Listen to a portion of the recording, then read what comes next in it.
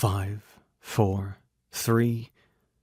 Lyre watched the clock's second hand tick, the exposed gears turning, the weaves aligning, the magic thrumming with power and purpose. 2, 1, 0. With a click, the second hand snapped into place. The weaves flashed gold, the magic pulsed, and then nothing. Snarling, Lyre slammed his fist down on the wooden tabletop. The clock jumped from the impact, and he was tempted to smash the stupid thing into pieces. How many cycles had he wasted on this? He dropped onto his stool, growling profanity under his breath.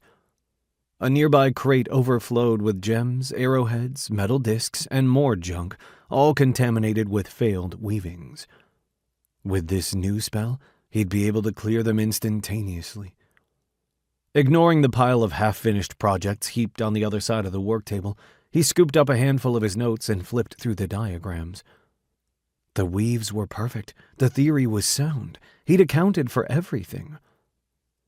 He tossed the papers down and folded his arms, contemplating the clock.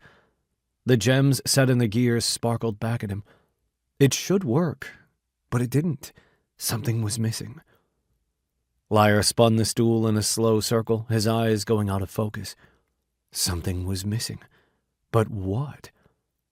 He spun around again, the sofa and bookshelves and work table passing by. He dug his heels into the floor, bringing the stool to an abrupt stop.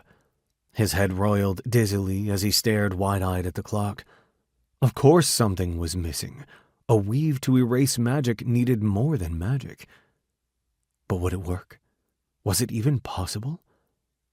Nerves tightened his stomach, but his excitement was stronger than his apprehension. Grinning, he reached for the device. With a grinding click, the second hand started to move, twitching down the clock face. Lyre's hand hovered above it. The key to wind it sat on the table untouched.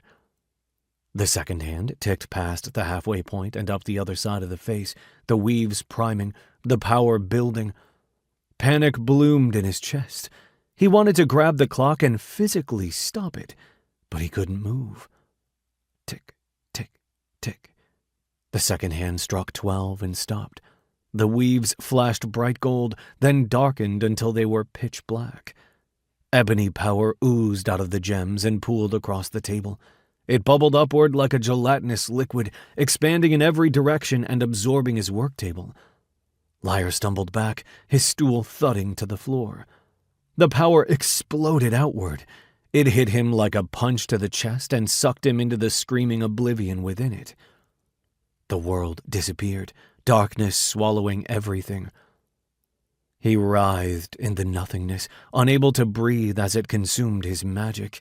He could feel the power racing outward, spreading and spreading as it devoured Chrysalis, devoured Asphodel, devoured the Underworld and every living thing in the realm.